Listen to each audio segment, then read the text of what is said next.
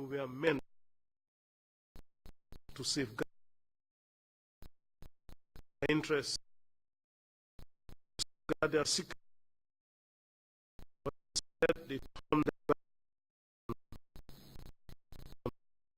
lives and shut them down. God of mercy, we are you for those young Gambians.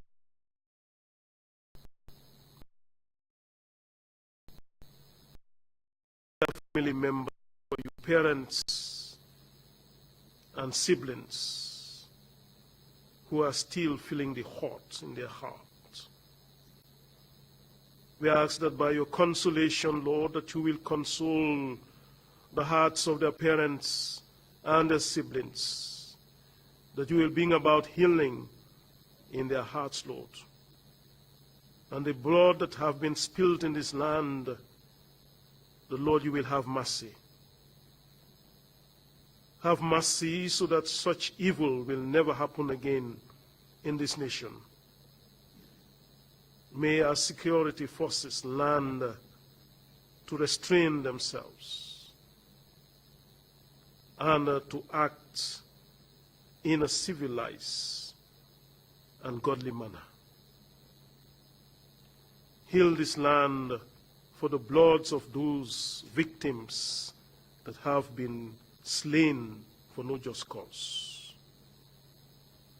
We bring all of them before you, and we know those who have gone already, you have taken care of them, their souls. And so we ask that as we continue in the TRRC, the truth will continue to surface. And as the truth come out, Lord, that we will be bold enough to deal with them for what they are. That is we ask through Christ our Lord. Amen. Amen. Thank you very much, Bishop Odiko, for those prayers and words of comfort. Council, are we ready with today's witness? If we are, we may proceed to get the witness in. Good morning, Mr. Chairman. Good morning, commissioners. Good morning, members of the audience. We are ready to proceed with the witness. Mr. Osa, kindly bring the witness in, please.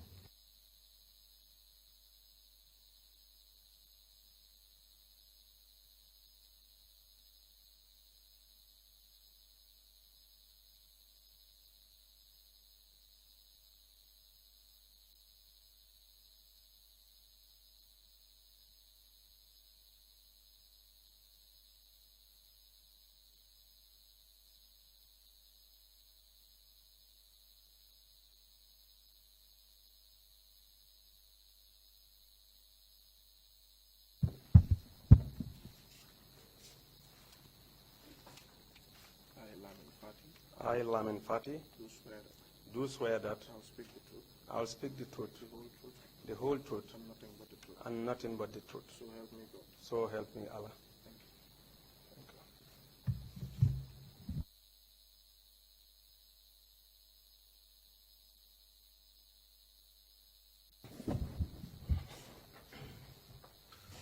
Good morning, Mr. Witness. Are you ready to proceed? Yes, Sir Counsel. Thank you for your willingness to appear before the TRRC.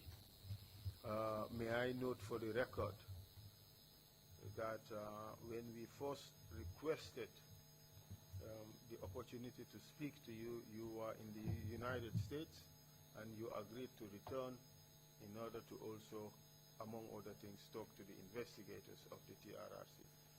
That's true, Lord. So thank you very much for your cooperation thus far. But before you start, I just wish to remind you, like I do with many witnesses, or like we do with many witnesses, that it is a criminal offense under the laws of this country to lie under oath. It is also a criminal offense to lie before the TRRC or to provide false testimony before the TRRC. During our pre-hearing meetings with you, we have also given you that warning. Can you confirm that, sir? That's true, Council. May I just reiterate that in this process, there is or there are benefits to speaking the truth, like there are perils to be faced in providing false testimony. Do you understand that? Yes, sir. Okay. So we will now start your testimony. Thank you. Kindly provide us with your full names, please. My names are Lamin Fati. What is your date of birth? My date of birth is February 18, 1966. Where were you born? I was born in Jokadu, Tambana, North Bank region. Can you kindly provide us, just briefly, your biographical information, where you went to school and your progression in the military?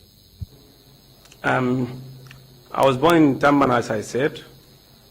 Then my family moved from Tambana to Esau, where I started Esau Primary School in 1978 to 1983. Then I proceeded to Brandon Secondary School from 1983 to 1987. In 1987, I sat to the secondary school exams, from where then the same year I opted for recruitment in the Gambia National Army. I was recruited in August 1987, then started training or enlisted on the 11th of January 1988. Upon completing my basic military training, I was promoted. After a cadre, I was promoted to Lance Corporal in June 1988. I'm not very good at dates. You'll excuse me. No problem. Yes. And 88, after completing, I was promoted to Lance Corporal in June 1988, then deployed to Delta Company as Section 2IC. This is during the days of the Confederate. Our company was earmarked for the Confederate Battalion. It was supposed to be deployed in Casamas. Unfortunately, then the morals are high, every soldier wants to be deployed. That deployment does not come up. Then it comes to the revocation of the Confederation, and the Confederate forces of Senegal went back, and we stay in Yundum. Next, we were prepared to, then the ECOWAS feel that there is a problem in Liberia. Still a Lance Corporal. Then the same company was still trained, but was here then. We are deployed in August 1990 in Liberia, ECOMOG, as a section command, as a section 2IC then. I served from August to April in Liberia, 1991. Upon returning to this country, there was rumors that some Gambian dissidents were within the ranks of Charles Taylor, who are willing to settle discourse in Liberia and come back to this country and dislodge the government of the day.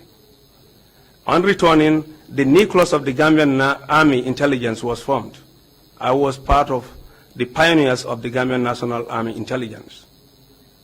From there, I served from 1991 to 1994 as an operative in one infantry battalion.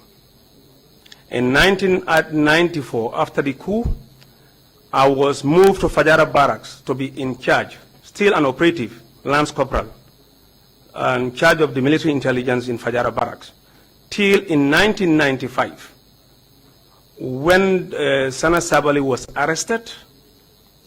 When Sana Sabali was arrested in 30th January, if my memories can serve me well, somewhere June, July, I was transferred to Edward to become his security.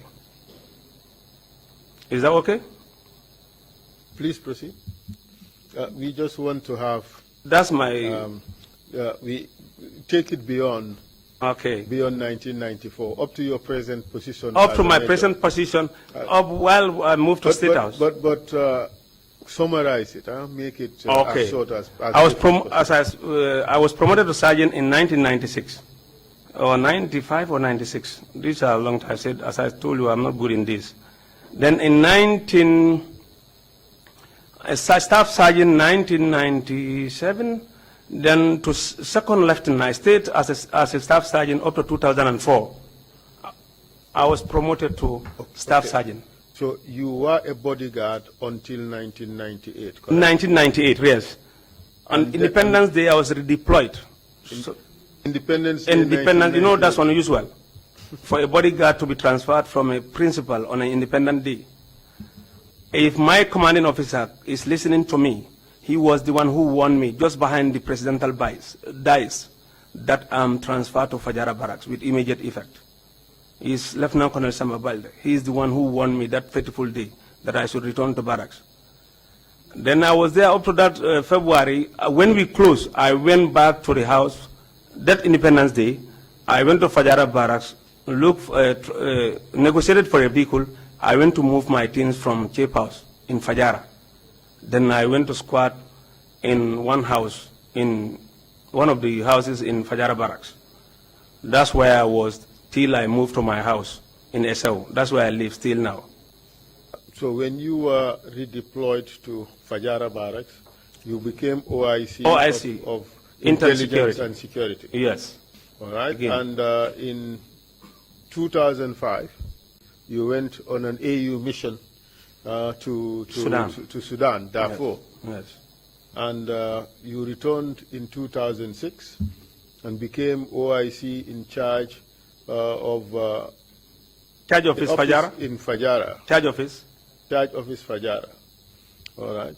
For the... Would that be part of military police or not? This is policing duties. You know, then the RNG was given limited police duties. Okay. And later you became platoon commander Exactly.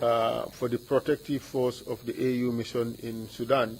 You did a second mission. Second mission in Sudan. In 2008. And you also became a station commander in the charge office again in 2009. Yes. And then you became officer in charge of the tourism security unit, 2009 to 2010. This very location. And between 2010 and 2013, you were dismissed from the army. From the army. Can you tell us about that? Yes, was dismissed from the army for the simple reason that it's a long story. I don't think time will allow me to go into that. Summarize. I had some concern. I was serving in tourism security unit in 2009 when I was a duty officer in Fajara, because you double. When you are in tourism security, you still do duty officer in Fajara. My commanding officer called me that there are security outfits, there are some security personnel at Palmarima, this very Johnson, you come in here when you are coming to this place. That it was peak season and they are armed, they are not supposed to be there. I went there. I told him no, I'm on duty. He said, the commander said you should go. I came there and found police. Even this morning I saw the police. I found them there. I introduced myself. They know me. I told them that it is peak season. It is normally when we are doing operations in the tourism industry area, it's combined force, not single force doing it. Then they went. When they went, I went to the tourism security unit in the office.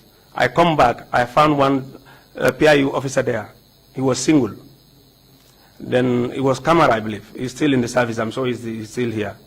I met him there. I told him, I told you guys to go. You are still here. I said, yes, he was posted there by somebody. He was his commanding officer. He said, Bram Bai.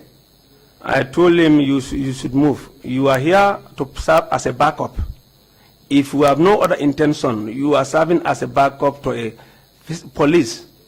If they are gone, you cannot be here alone with arm at this time of the day when we are in peak season. It will create tension. Tourists will feel what is wrong. You cannot be moving arm alone in this location.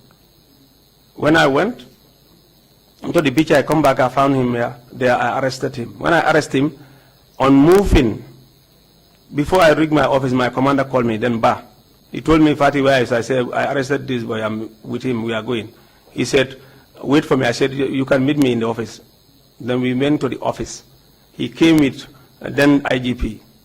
He said, no, this is okay, you can leave him. I leave the guy like that. They went with him.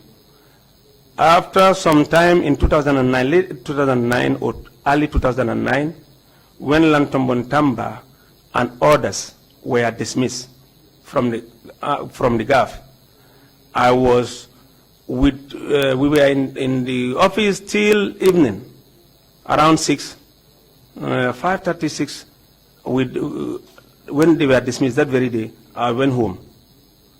I went home around, I reached home late because of the ferry. Entering my house, the 8 o'clock news. I had, because in the morning we all know Lantombong and others were dismissed. But in the 7 o'clock newscast, my name was put in that I was dismissed equally. That gave a shock to my wife, even fall down. When he saw that he was standing this, he fall down. That was a shock of my life once, and from there, that very night, my house was stormed by military and the police. They arrested me and was taken a convoy of police and military arrested me. They took me to Barra police station, where the officers there were very professional. Nothing happens to me. They don't even put me in the cells. They gave me a sponge, and I requested for a bed seat from my house, which they brought. I sat with them on the charge office there, which till in the morning, first ferry, I was crossed to Banjul. I was in Banjul from first ferry, 8 o'clock up to 2. Nobody can tell me what I have done. Then after, they called me that I should look for 2 people who will bail me. Then I called my brother, then the MD Gamsel, and my other cousin brother. The 2 of them came to bail me. Then I went home. They said that the following day I should report. I reported the following day, just to see that I was arraigned in court, that I have assaulted a police officer while executing his duty. That was another nightmare. Then the magistrate called the case. I said, I have never done it. Between me and God, I have never done that. I have never assaulted an officer. I know I arrested him because he was somewhere he's supposed not to be there. For that I said, he said I should have 2 authorities within Bundung, not in the jurisdiction of Bundung magistrate. He said within Bundung, I must have 2 authorities with landed properties, which was strange to me. I said I can't. This thing happens in Palmarima. It's a matter of jurisdiction. Then anywhere within this, if I have somebody who can bail me, they should. Then he stand down. After we are called again, then he said I should produce 2 Gambians with ID cards. This case goes on almost 2 years. Then for reasons known to whosoever, they transferred the case from Bundun to Kanifing. Again, continuous, we are going and coming till they were able to call 1 or 2 witnesses, and the principal witness himself. And after they cannot get any other witness, with time, I think I was acquitted and discharged. And I wrote that I was lawfully dismissed. I was lawfully dismissed. Then. Do you mean unlawfully dismissed? Unlawfully, yes. Unlawfully, right. That's correct. Thanks for correction. I write a statement or a petition that I was lawfully dismissed and I should be reinstated and my dues paid. When this happens, after some 2-3 months, I had nothing. Unfortunately for me, Njoguba was living in Nyumi. One day I was sitting in my door. I live in and my house is in the highway. I was sitting at my door when I saw Njogu passing. I feel he can listen to me and I would explain something to him. Then I went to his house in Medina, just to rush it. I explained to him that I am unlawfully dismissed from the army, and I wrote a petition. That's what I brought him for a look. He told me, yes, he's aware. but let me call him on Wednesday. Wednesday, I call him around 10. I cannot get him. I sent a text for him. Then he said, he didn't reply me. I was there till 2 o'clock. I had a call from police headquarters, from one police ASP, that I should report to police headquarters that day. I said, it is late. People are closing. You are calling me to come and answer. How? I will never come. If you need me, Barra police, they will come for me, or tomorrow morning I'll come. He said you should come. Then I think the OC crime management, or OC serious crime was one guy. I think he's late now. Then he gave me Njai, and Njai told me, no, you can come tomorrow. The following day I came, I was arraigned again in Banyul Magistrate Court. That section, is it 116? Giving false information to the state. Well, I think I'm one of the pioneers who were charged with that. Then they called witnesses. The first witness they called came in. When he come to the dock, he said he need abolition. He went to make abolition. He never turned up. He didn't come back. Another time they brought another witness. He never come. Then finally they brought in. Then there was a panel.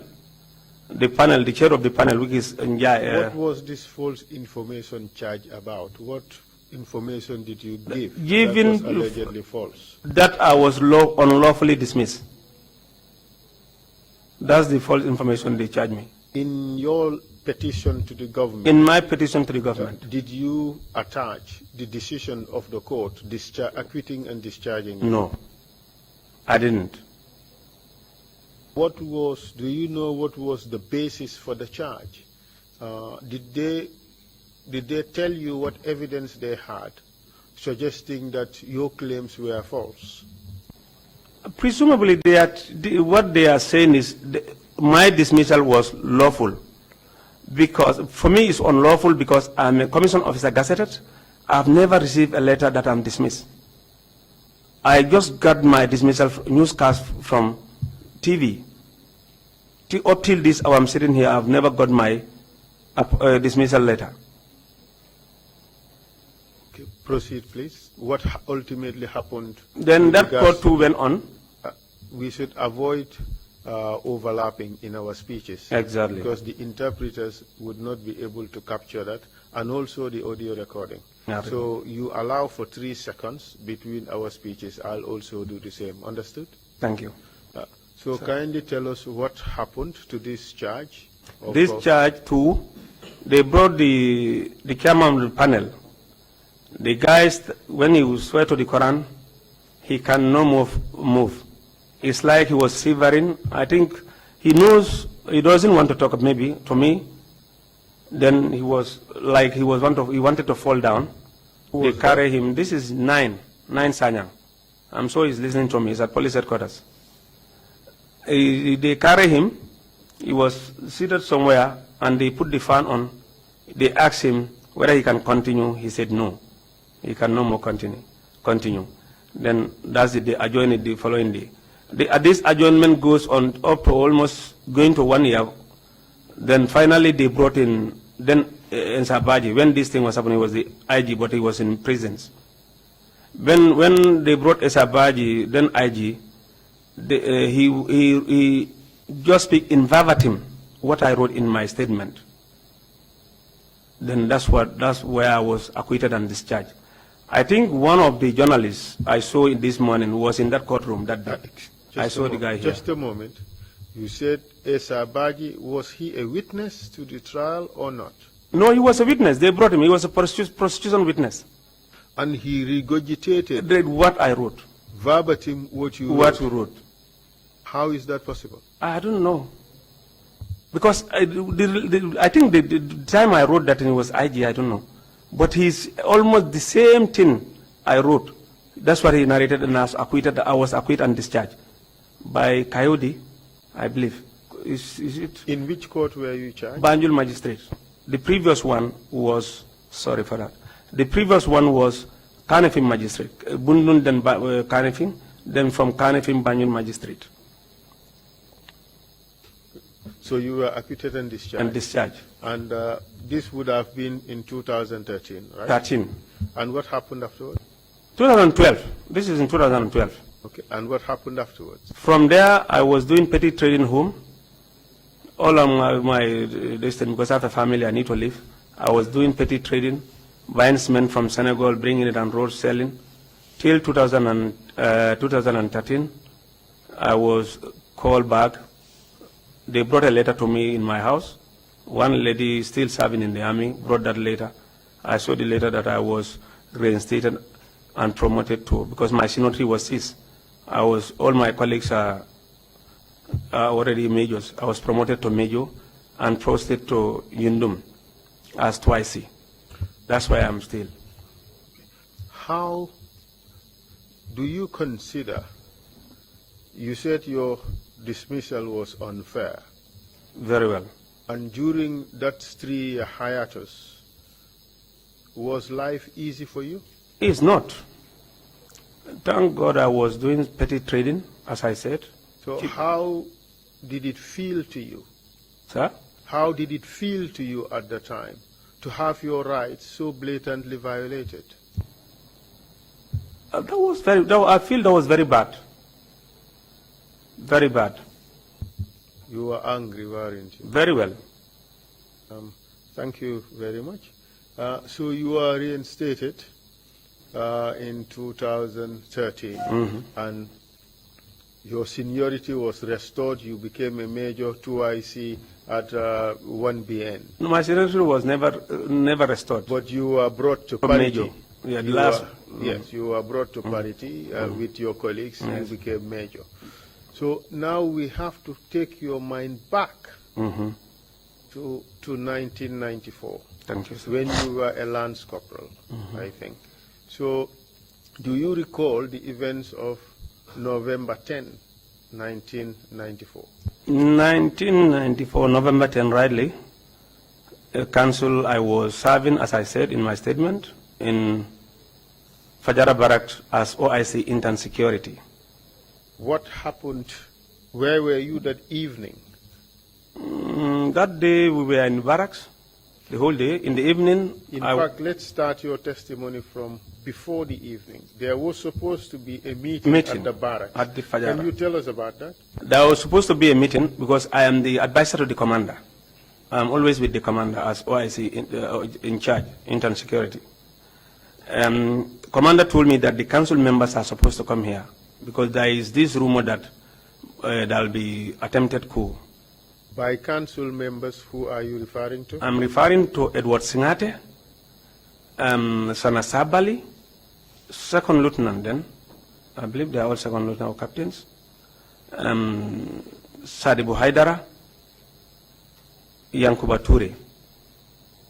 They are supposed to visit Fajara Barracks. Kindly proceed. We were there till late somewhere. Do you know? Is this fine? Do you know what were the reasons for this visit, proposed visit? The reason for the visit, as far as I was an operative, I heard and the commander told me was that then Ann was the commander. He said it is about soldiers' dissatisfaction. Which Ann are you referring to? Amodu. It was Major Colonel, Lieutenant Colonel Ann. Amodu Ann. He was my commander. Like I said, allow for 3 seconds between our speeches. Otherwise, there would be overlap. Thank you, sir. So you said Major or Lieutenant Colonel Pamodu Ann was the commander at the Fajara Barracks at the time. That's right, sir. Okay. So, and he told you that the meeting was going to be about the dissatisfaction with the soldiers. Yeah, and the impending rumor of counter-coup. And counter-coup. So at this stage, in November, we had a military government and there were members of a council, and you named the members of the council. Correct? Yes, sir. perhaps maybe before that, you would want to tell us a little bit about the change of government in July of 1994. Yes. Were you aware of that before it occurred? I was aware of it, I think, barely 2 or 3 days before. Proceed, please. I was aware of 2 or 3 days before. There is this Nigerian staff sergeant, warrant officer Trumet. He was... Could you say the name again? Trumet. Trumet. Yes. T-R-U... T-R-U-M-E-T-H. Okay, Trumet, yes. Yes, I cannot remember the middle name because it's a Christian but long name. But this one, I call him that. Trumet. Whilst we are sitting in our office, our office is opposite adjutant's office, and adjutant's office is co-located with the commanding officer's office and the chief clerk's office. That's the orderly room. When Lieutenant Jammeh then passed, looking at him. Which Lieutenant Jammeh? Yeah, Jammeh passed, going to Siwa's office. I don't know what happened. I think that day he was put on extra guard by Moduka, Captain Sonko, I don't know. He was complaining going to that place. Then when these Nigerian intelligence officers saw him, he told me, see this guy? I said, yes, he's up to something. He told me the man is up to something. I said, what? He said they are up to something. I asked him what? He said they want to do coup. I said, him and who? He said, and this Sabali. You know, they cannot pronounce our names properly. He said, and this Sabani and the Sinyate. That's how he speaks in He said, and the Sinyate, they are up to something. I said, what? He said, no, I'm telling you. Then after that day, I live in Banyunandin then, around 7. That is 2 days before the coup. Then he was the director, I think. He's from Daranka, Joe Mendy. He come to my house in Banyunanding, asking me, because we know, sometimes we go there for attachment. Fatih, something is happening in the camp. I said, no, this is the privileged information I have, but I don't know actually how authentic it is. Then that's how he went. Then we were there, they said there's guard of honor. Normally I don't go for guard of honor because I'm a service support. I'm from a service support unit. And could you situate this with time, the date of the guard of honor? This was 21st July. Of which year? 1994. Proceed, please. That was guard of honor. I didn't go for guard of honor. Where was it supposed to take place? You know, at the airport. With the president, the president was coming from England, I believe. The president was supposed to come down. That was guard of honor. But I don't go to airport. When they come, I was at home already. The following day, being July 22nd, I live in Banyunanding. I don't come to work very early. I came through the back door. When I came, I found that the soldiers are already out. But before this day, did you have reason to discuss with any of the army commanders about this rumor that you had? I discussed with the commanding officer. What was his name? Odu. Colonel Odu, I believe. Odunsu? Or Odu or Odunsu? Colonel Odu. Odunsu, I think, is in Farafenya. Odu is in Yundum. So you discussed with I discussed with him because... Tell us what you discussed. Prior to this NIA officer coming to my house, I told you that the Nigerian 002, Trumet, told me this. Then when this guy told me this, that day I told Odu. Now we're getting mixed up with the use of the word this. When this guy told me this, I told him this. It's getting a little bit... I'm sorry for that. Yes, so I will clarify. Yes, let's take it back to when you spoke with Odu. What did he tell you? I told Odu that this Mendy from NIA told me that there is something cooking in the barracks there is news that there is a possible coup plot. I told him I'm not aware. But on the whole, I told you that Trume told me this. I told Odo that when Trume is there, Trume told me, I told you that this will happen. I told him to, this NI officer is the one who informed me this. That is the day they are supposed to go for guard of honor. But in your conversation with Odu, did he say anything? No, he said they are aware. They are aware. Okay, proceed, please. Because probably my 002, because anything we have, we report to 002. But when I came and informed the 002, he took me to, I myself and Trumed went to Odu's office. We are just opposite. The offices are opposite like this table and yours. So you informed Odu, he told you that they were aware of it? They are aware of it, and that's it. And there was the guard of honor? They went on guard of honor, I went home. Do you know what happened during that guard of honor? Guard of honor, unless anything I say, there will be hearsay. Hearsay can be acceptable. Okay, what I heard is the provost marshal was disarmed. Yeah, Jammeh. That's what I heard. So after that event, did you hear about other things that happened in the barracks that evening? That evening, because I don't come back to the barracks. But as I said, did you hear about? I do. Tell us. That night, I think some soldiers come to spend the night in the barracks. Some soldiers come to spend the night in the barracks with the intention that they are going to attack in the morning. They are going to Banjul. I live in Banjul. Then in the morning, after 8, I came after 8 to 9, but I found the first batch already left. First batch of what? It would be soldiers who went to State House and Fajara, they left. And? On entering the barracks, the only guy I found in the barracks, officer I can remember that day, was Lieutenant Colonel or Brigadier General Baba Mal. He has left now. We call him Baba Mal. That's his nickname. He's Ba. He's now in the United States. He's the one I found around the officers' mess. He's sitting on a box. This 7.62 box, ammunition box. He has one second lieutenant on his side of the right side of the SAT. I told him, sir, because he was warrant officer, sir, you are promoted. He said, it's Edward who has given me this.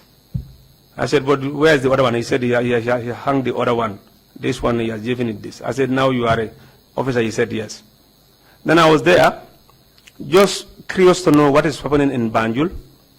I too just went on the route. Then I cannot drive. I was not a good driver at that time. I may try. What do you mean by that? Were you able to drive or were you not able to drive? I was not a good driver. I joined somebody. This I cannot remember. This is a civil vehicle I joined up to Denton Bridge. You coming in? Proceed. Around Denton, before I reached Denton Bridge, I was told that there is these gendarmes at the other side of the bridge, but they are negotiating and they always cross the bridge. Then I don't want to go to Banjul. I come back. I joined at the bridge. At the bridge. Did you see any soldiers? They are moved already. Then they proceed, but you can see them moving towards mile 2. And they had already crossed? They proceed. The negotiations are finished already. They started moving. And who were the officers that were leading this? No, I don't read there, but as I heard, was Edward and Jammeh and Kanyeleng, Captain Sonko then. Those Kanyeleng? Are Kanyeleng Mansa. We call him Kanyeleng. It's Moduka. Captain Sonko. He is Moduka, he is Captain Sonko, he is Kanyeleng Yes. Manso. The Moduka is his name. Moduka Sonko. Okay. So, But Captain Moduka Sonko. Yes, alias Captain Kenyeleng Manso. Yes. All right. Those are the ones who I was told they are moving. But you did not see them? No, I don't read them. Okay. So what did you do when you arrived at the bridge? From there, I found one corporal. I think he left the army a long time, Karamomane. He was driving one pickup, blue pickup, Gamtel. I cannot remember the number. I told him, let's go to Fajara and see what is happening because these people are moving in Banjul. But then Sana and others who took the Fajara route. Then we went to Fajara. I met Sana at the gate, main gate of Fajara barracks. Why did you decide to go to Fajara barracks? No, because I am not part of the coup. I was an intelligence officer. I cannot be a party to unlawful event. I don't want to go and meet them. I will be retained. Be careful what you say. It may come back to haunt you. Yeah, yes. Go ahead. I'm coming. That one, because the government, that time, the sitting government was PPP. And knowing to me, going there, I'm sure it was not going to be easy. It is just come as a dream to everybody that nothing happens. What they expect, it was going to be tough. And thank God that everything is fine. I went to Fajara. I found Sana there. But before I reached Fajara, on the whole, they communicated that they've taken State House. Sana gave me this microphone without double coming. What do you mean by that? Sana gave me a microphone, the one they use for public address. Yes, public address. Yes, he told me. Then he was like jubilating because he knew that these people are already in State House. He said, come, Kabul Fati, come. If you are from the Inter, I said, yes. And he knows. Take this mic. Go and tell the country that we've taken over. I took the mic from him. Then I was with Karamo Mane, I can remember, in that vehicle. He was the one driving. I don't know where he is now. Then I told him, put this mic down. We put the mic down. Still, we went to Banjul. We drove up to Banjul, up to roundabout, when it getting into State House. I saw soldiers there. Then I turned again. I told him, let's go to Navy, just to confirm what is happening. I went to Navy, the same thing. The soldiers, everything is calm. Then I told him, now we can go and tell the country that is taken over, the military has taken over. That's the first announcement for people to know what happened was that microphone. I started at Albert Market, the runabout, where they have that sign of Kumba Banjul. That's why I started, when people were just at the market, everybody was standing, I said in Mandinka, membe caring al mube tahiyala hajoke, kudeta labe caring wardanne ularo al balo najmal banko president. Effectively, you started becoming involved in the yes. theater. Yes, because then the Jawara is already in the sea. If I refuse in the military, I cannot be in front. If I refuse at that point, I'll be a victim. A victim of who? At that stage, you were not under anybody's escort, were you? I was given that to do it by a commander. You were not under anybody's escort, were you? There are soldiers. I told you the one driving I can remember, but soldiers I'm with, I cannot remember them. You were given instructions at Fajara Barracks yes. to make this announcement. Yes. To go around and announce it. And announce it. Right. And when you started announcing, there was nobody with you who yes. was together with you at Fajara Barracks and should report. Yes. So you were on your own, you decided. I decided, yes. So at this stage, you agreed, you reconciled within yourself that you wanted to be part of this group. Exactly. Good. Because I feel that time, it is now, everything is okay. Then I started from there, but while saying this, I can hear people, this man is saying what he doesn't know. This country without Jawara, how can that be possible? I can hear some people saying that. Then that's when we start talking, then we'll be changing in the vehicle. You will talk for some times, because my Wolof was not very good at that time. Then somebody will say Wolof, somebody will say this. That's how we went up to Brikama. And who was speaking in Wolof? Karamo Mane was speaking in Mandinka, I was speaking in Mandinka. But there are other boys I cannot remember. This is about 25 years now. Karamo Mane was no longer in the army at the time? Yes. Karamo is in the army. He's no more there now. He was a corporal then. He was the most senior. At the time, he was still in the army? He's still in the army, corporal. Right, I was a lance corporal then. All right, that's it. Then we went up to Brikama and back. We come very late that night. Then I went back to Fajara, because I was staying in Bakau. So, that's it. And ultimately the coup succeeded? Who succeeded. You remained in Bakau? I remained in Bakau. Still doing intel work? Intel work. And until 10 November 1994, you were still in Bakau, doing intel work. Intel work. And on that day, you were told by Major or Lieutenant Colonel Pamodo Ann that there would be a meeting by members of the council at Fajara Barracks to deal with grievances of the soldiers. That's what you said. Yes. Take it from there. Okay. There we waited till around 6 to 7. The 6 to 7, they don't turn up. Then Pamodo said we should stand down.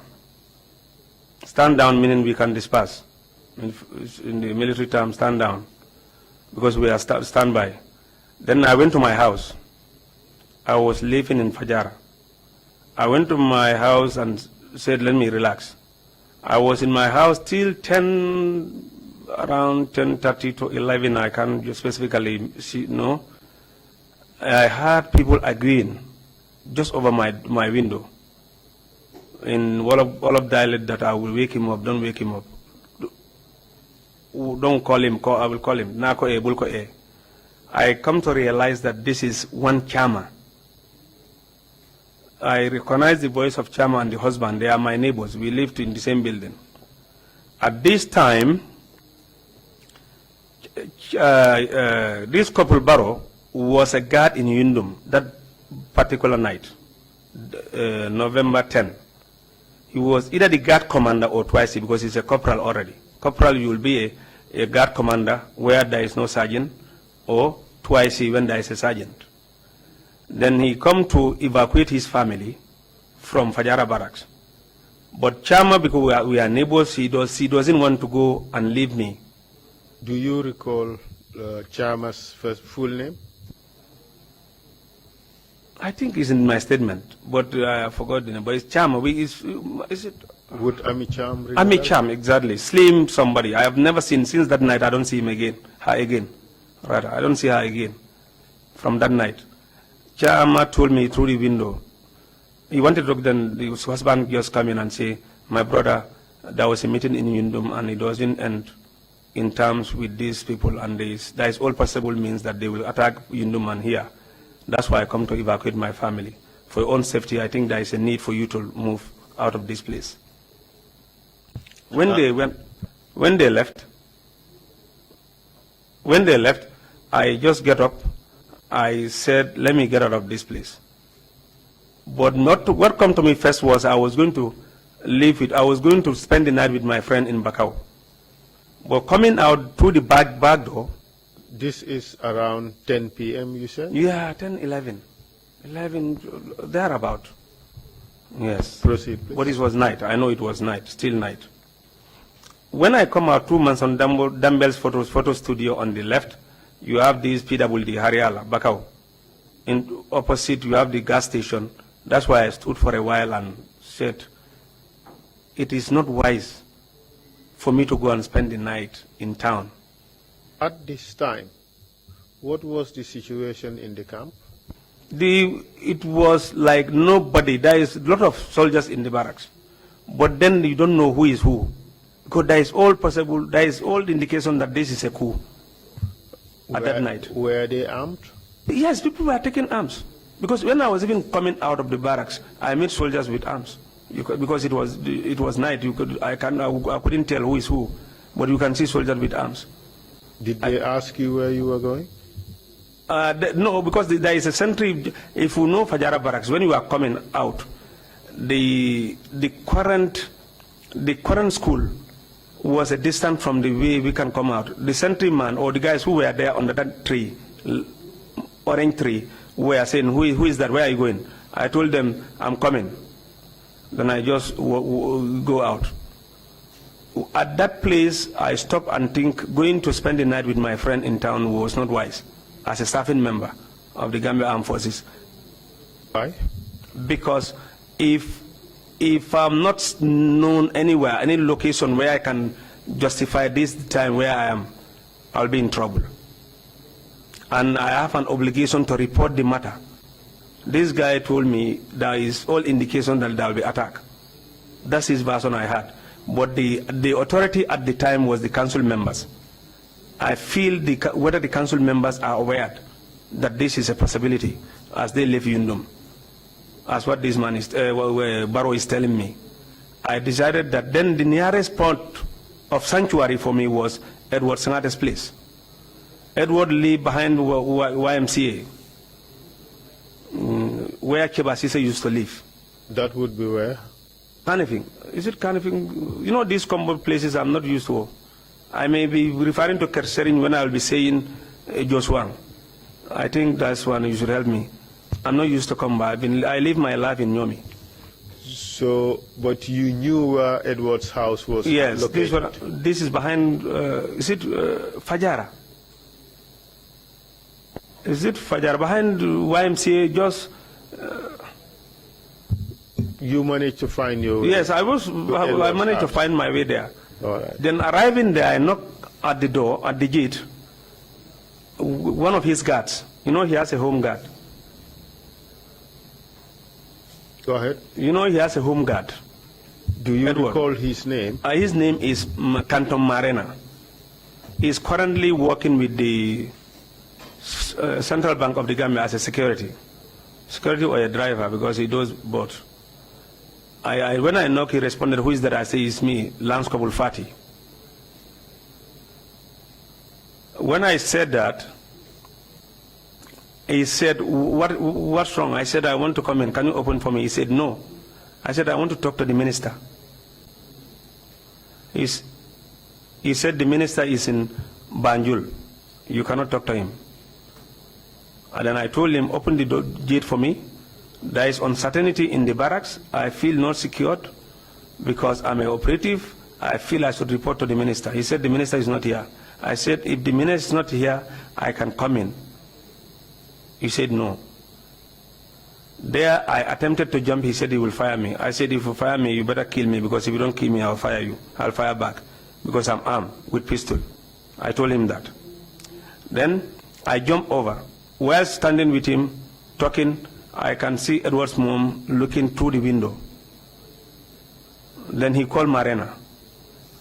When he called Marena, I followed Marena to the door, to that window. Then I just started explaining why I'm there. Then he told Marena. What did you tell her? I told her I am Lance Kobul Fati from Fajara Barracks. I'm the OIC intern security. But the camp is not, the security situation there is not very favorable as far as I'm concerned. I'm an operative. I don't know who is supporting the council and who is not.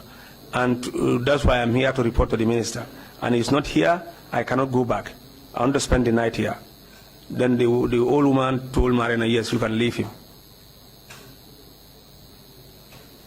And then what happened? From there, I started with Marina. We were there chatting, thinking what is going to happen next. Late in the wee hours of the night, I heard firing around Fajara.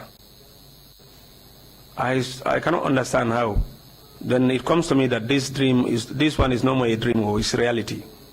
This coup they are talking of. But then I don't know who is attacking who. As I said, everybody was just sitting on the edge.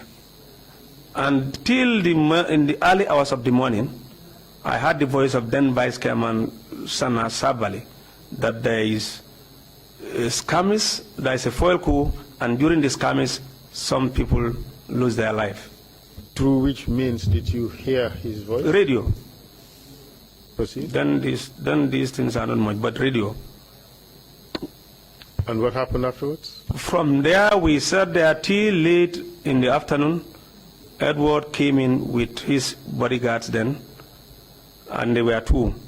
Late afternoon, as in which time are you referring to? This should be around 2, 3. I can't actually, you know, time. So this would be on Saturday, yes, around 2, 3 p.m. Yes. All right. Proceed. They come in, and Edward, Peter, Bachsamba Jallo, and his own bodyguard, Lamin Maro. When they came in, I was sitting. Then the mom told him that this soldier was here with us since yesterday. Then there, Edward looked at me and hooked me. What do you mean hook you? He just grabbed me like this. He gave you a hug? A hug.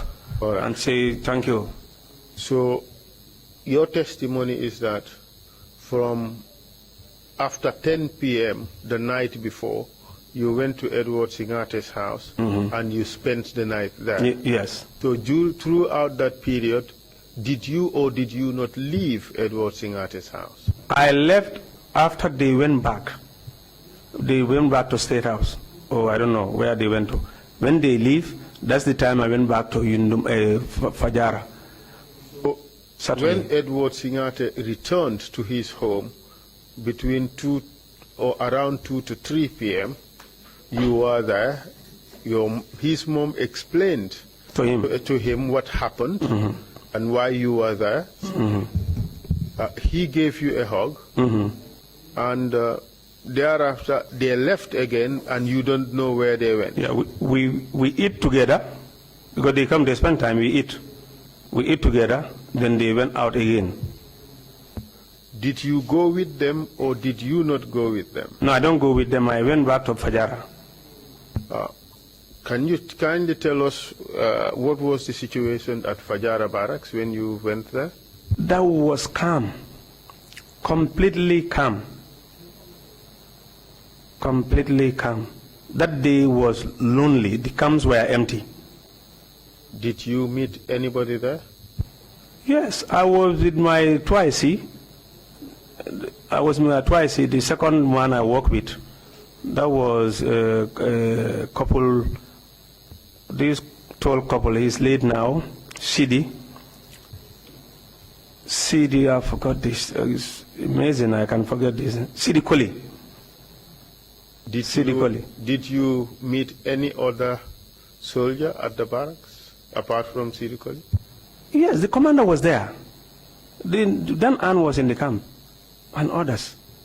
Did you interact? Yes, I interact. I was with soldiers? Yes, because then int. Let's avoid the overlap. Huh? All right, go ahead, please. You know the int. At that juncture, nobody will interact with you. By int, you mean intelligence? Intelligence. Nobody interact with you, especially in such a situation. Because they would be avoiding that you would tell on them. Yes. That's your reason. The military police and the int are always like that. Even normal times when you sit here, now the things are changing. Before, even the soldiers are gathering, when you come, they will all get up. That was the nature. The only guy you can be close to is your commander and your colleagues. And some of us, maybe we have some other guys we can interact. But that very day, nobody want to come near you. Then we are there like that. I went back to my house to sleep. The following morning, I come to work, because normally we send sit rep. Following morning would be? That is Sunday. Sunday, we come to work. Then people started coming gradually, because Monday is work. Then there was a list that we should arrest people. And arresting in those days, you have the military. Who prepared the list? The list came, I think Peter came with the list. Peter came with the list. Peter who? Peter Singate, Captain Singate, came with the list. Show us the list that we should arrest certain people with the military police. The list was excessive, but I was involved in arresting 3 people. Mr. Chair, for a technical reason, I would ask that we take our 30 minutes break. We take it a bit early, and we return, say, in 30 minutes' time. That should be around 10 minutes to 12. That would enable us to carry out certain technical issues that we need to sort out before the witness continues his testimony. Thank you very much, my counsel. You did warn me about a technical issue. I think we can take the break and come back 11:50. Thank you very much. In how many minutes? When are we coming back? 11:50. All right. Thank you very much, Mr. Chair. Is that all right? Or That do is you want to come perfectly back at midday? Midnight would be better, but No, I will let you know about that one. So, thank you very right. much. Cheers. Midday, okay. We come back at 12 noon. Yes, 12 noon should be fine. Fine, that's All all right, right. thank you. Meeting Thank is adjourned. Cheers. Come back at 12 noon. Thank you. I'm good.